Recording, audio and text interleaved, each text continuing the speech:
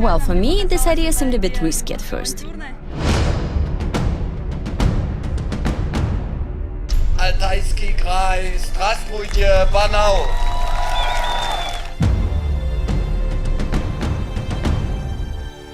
Меня зовут Том, я спокойной ночи.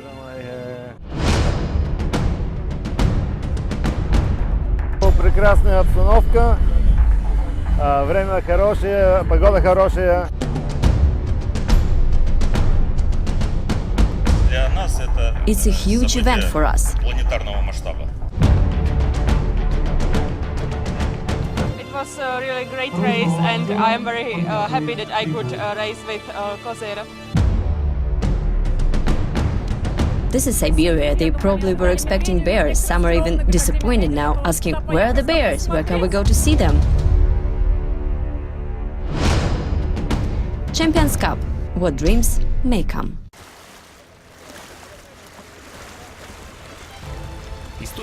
The building of the Barnaul's channel started as a complete adventure. Konstantin Kostenko, who already was a two-time world champion in rowing, dreamed of building the rowing channel in Altai region. That channel was meant to be the first one behind the Ural Mountains. Nobody knows how he managed to persuade local authorities, but they gave it a go. The sand was excavated in the area that Kostenko showed, and then it was used in the construction of a railway bridge. So, in the end, not only the channel was built, but also a bridge. According to its design, the channel was of the highest standards. However, the infrastructure and technical equipment were doubtful. And only in the end of 2000s it was decided to finalize the construction that was started during the Soviet period. After designing the project and finding the funds to finance it, the building went on. We can drive closer, that's where we have traps. Unlike most of the channels, the one in Barnaul has a natural but not a concrete bottom, so that makes it impossible to drain the water to do some engineer work if needed, and the water is quite deep. We had to talk to local Imercom branch. A group of divers came here, and those guys, the rescue divers, did a brilliant job.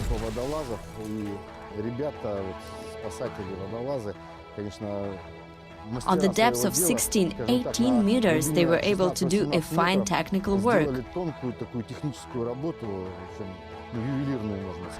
Of course, every channel has its own zest, and the one of ours is yet to be discovered. Step by step, with every competition, especially international competition, we will find it. For the competition could get the international status, the German specialists from IMAS company were invited. They did a fantastic job installing the modern equipment on the channel in the shortest time. Explain more, I think Barnaul is a very nature. It's a nature, it's not channel, it's a nature regatta course. And this is more better. Barnaul is near to my country. It's not so far away. But I can explain, I come from East Germany and I born in the old Korea. And I feel come home. The equipment is really the most modern. I'd even say it's unique. As far as I know, it's the fourth system of this kind in whole Russia. It helps to manage and control everything. The work that took us a whole day to do, to sum everything up, for example, now is done by the system in 5 minutes. The Champions Cup was meant to be a kind of a final test and the end to the huge work done here. The authorities, coaches and athletes, everybody in Altai was excited to welcome the world's rowing elite. I really want to talk, to ask about their feelings after finishing first or second. And to do it again? Yes.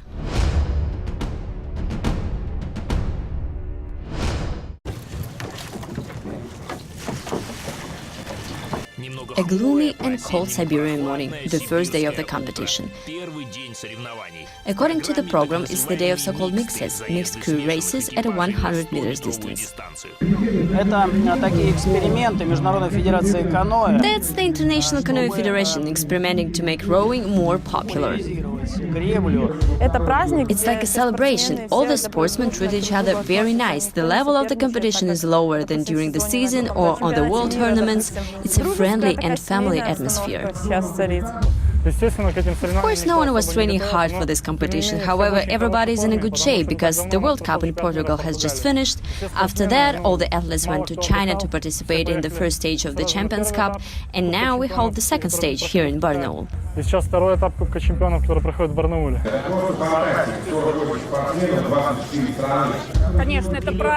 To us, it's a true celebration. It's not the World Cup or Europe Cup. All the athletes are relaxed. They just want to have a good time here, see something new. It's a celebration, but not a competition.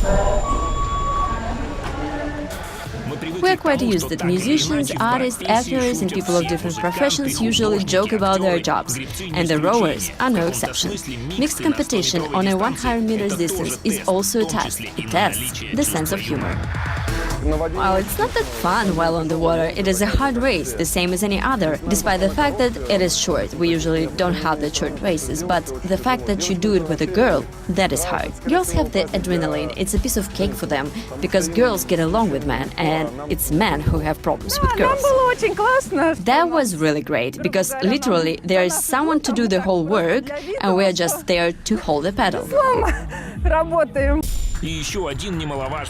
Fun fact, all the crews were gathered together through a lottery. You have to team up with a random person, you even don't know how to talk to him, because some understand what you're saying, some don't, some are talkative, others are not really, so that was an interesting experience.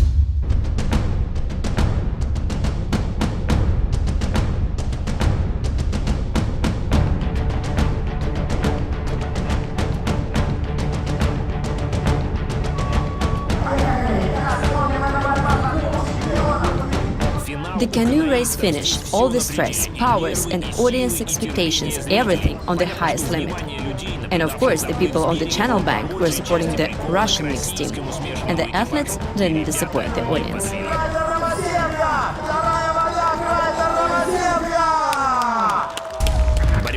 The competition was so tight, so one of the crew members fell off from the canoe just before the finish line. VINCENT-LAPOINTE, Canadian athlete and multiple world champion, fell into the water on the full speed. But it seems it didn't upset her at all. I love it. It's very animated, and today there's a lot of people, and I'm very impressed. I didn't know that there would be this much people here, and I'm loving it. It's very fun.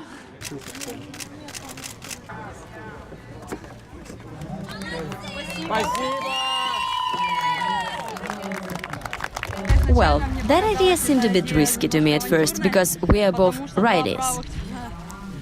And yes, there was a lottery, we didn't get a chance to choose, and it turned out we were both from the same country. That maybe could have been a bad thing, but in the end it was good.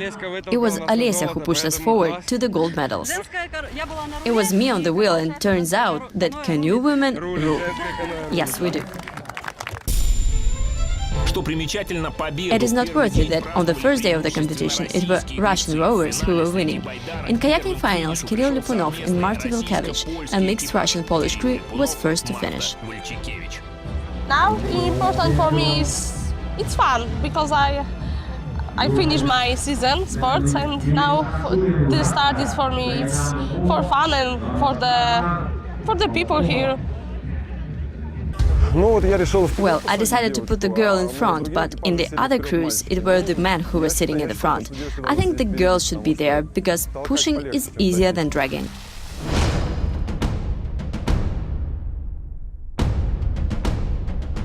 It was a really great race, and I am very happy that I could race with Kozera. It was, he has so much power, and it was so much fun, the race, and I really enjoyed it, and yeah, it was great. I had a tiny Japanese girl sitting with me in the kayak. She was very small, so when I rowed, she kept falling out of the boat, so it didn't work out at all.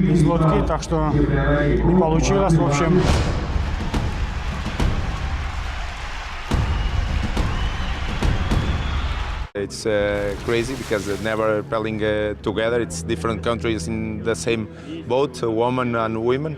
and I think it's good to improve different race, different competitions, and I'm so happy to playing with Sarah from France, and I think next years we have more opportunities to play together. It wasn't the first time I raced mixed K2. I got my partner Arthur Peters, and it was a good race. Maybe we needed more time together, and the other guys were 200-meter kayakers. World's rowing elite.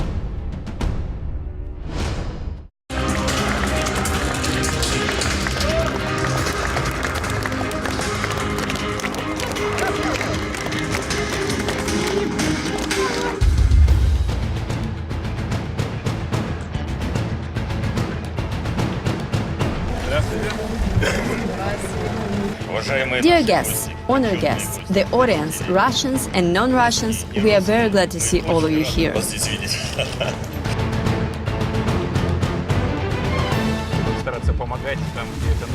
If it's necessary and possible, we will try to help for sure. Such achievements are very important for the region, very important. So everybody will get to know our region, Altai, and you, and our country.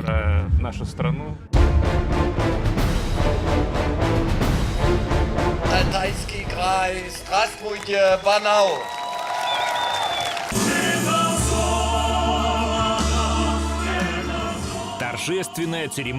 The opening ceremony of the Champions Cup gathered 48 world's rowing elite athletes from 4 continents, 24 countries. It's a huge event for us.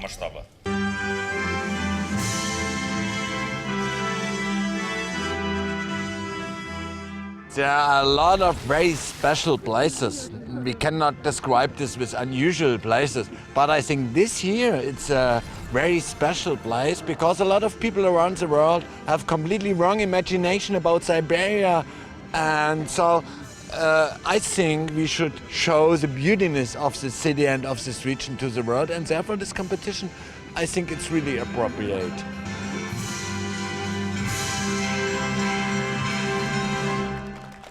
The Russian Canoe Federation has held huge events before, such as the World Championship in Moscow, and we are known for the fact that we are able to organize events at a high level. But well, Moscow is Moscow. Here was us who were worried, not the International Canoe Federation. For sure it was a big risk, but I know Russians quite well, and I never put questions that will be any problems. I know other guys from my office, my boss, he was stressed. He said, oh, how we can do it there? I said, hey, don't worry. We had pre-test in China this week. So I said, China and Russia, they will do it. I believe, and yeah.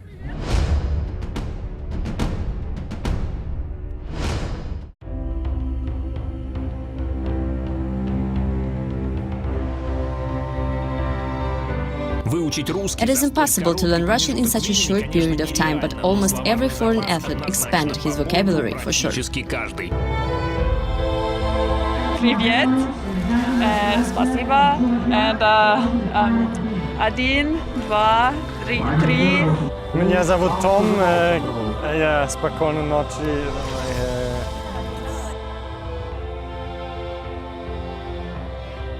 Прекрасная обстановка. Время хорошее, погода хорошая, много людей здесь.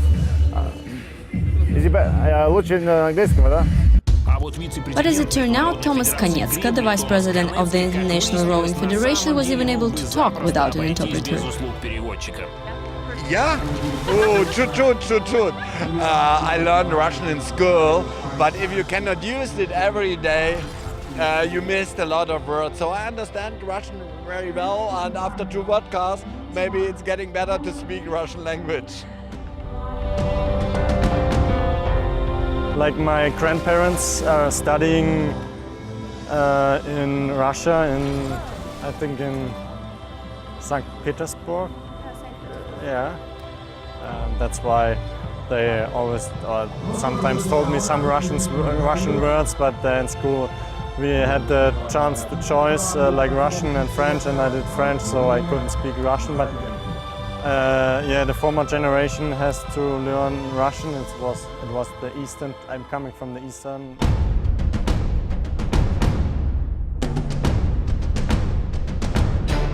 The second day of the competition, the Champion Cup organizers apparently decided to surprise everyone.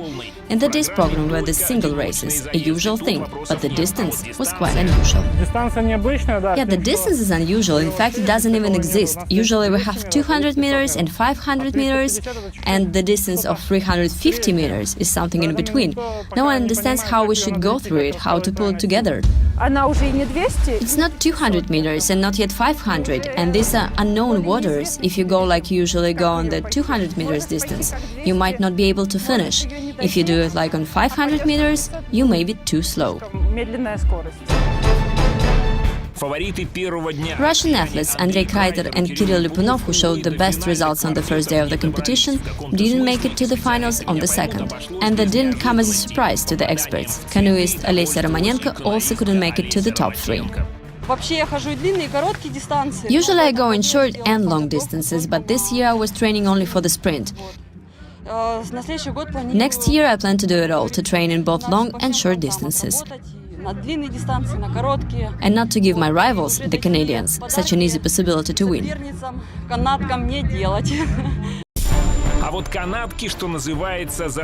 And the Canadians were on fire, and if it wasn't for a Russian athlete Ksenia Kurach who was fighting to get into the top three, there might have been a hot war for the first prize.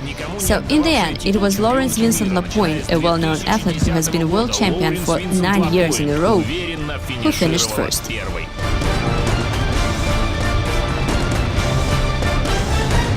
Coming here in Siberia, I thought like snow, bear, like big animals, and I come here and it's like sun and very nice. It just, it's fun.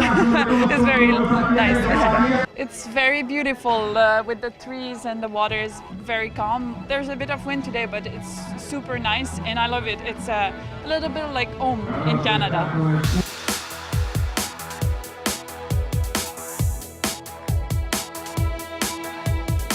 In the morning, it was really cold, and I need to wear like 2 t-shirts and this, and it was really cold.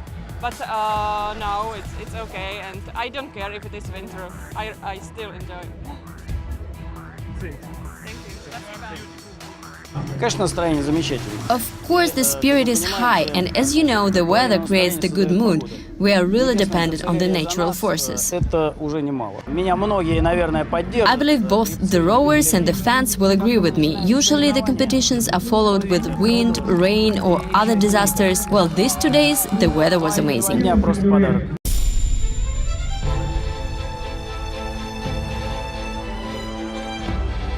I was also tired, but yeah, we had a long flight. We had 32 hours from China to take here, and the food is very good.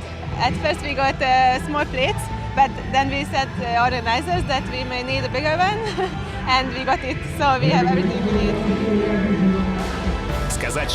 And it would be an understatement to say that the athletes liked it here in Altai, because to like is such a simple word.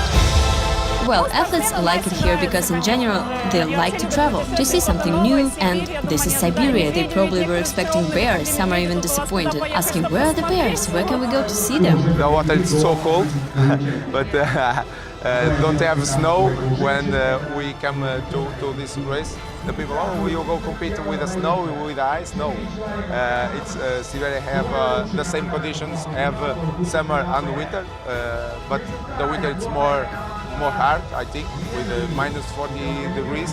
But I'm happy to compete here in Barnaul, and I hope to turn back and compete another time.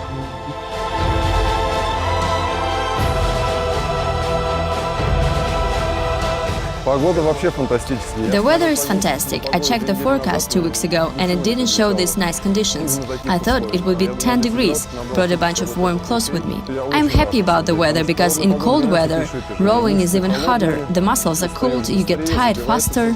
I guess maybe someone brought sunshine with him, and I really like it here, and I would love to come back.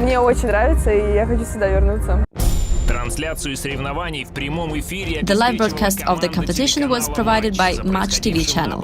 12 cameras, one of them even hovering up in the sky, were shooting everything what was going on the Barnaul channel in real time.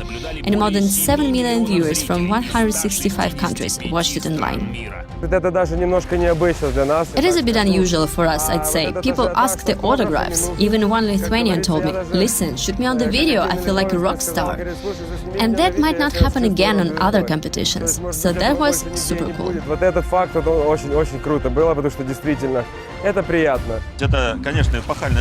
It's a landmark event for sure, and not only for the Altai rowing, but in general for the Altai region and for Russia, because these are the first competitions in the world held at such a high level. Can I tell what I dream about, so Thomas would hear it? It's just a dream, but I wish we could have a world championship here.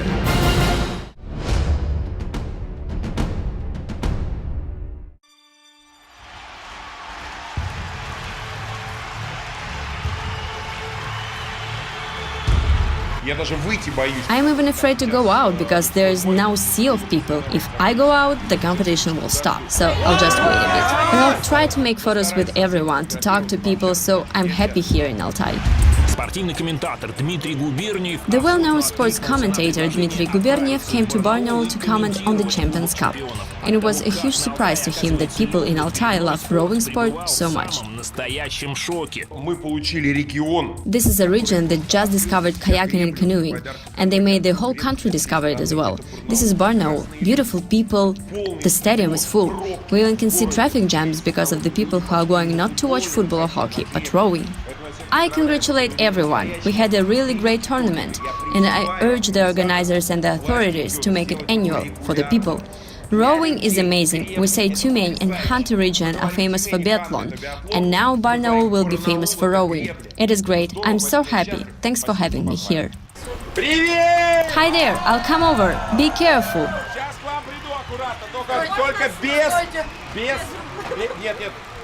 Oh well, it is packed.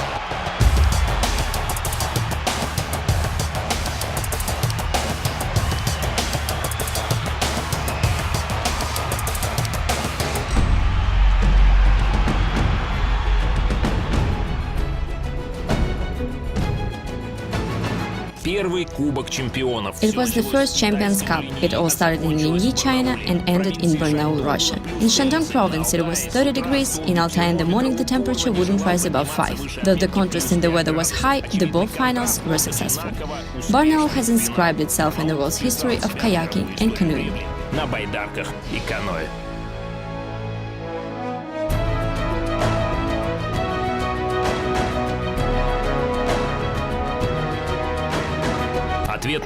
So what was it? A great celebration or just a tournament? Those who watched from the bank and those who paddled through the water would answer, that was a rattling mix of both. Will Barnaul experience something like it again? Who knows, but in any case, summer of 2018 brought one more city to a world rowing map.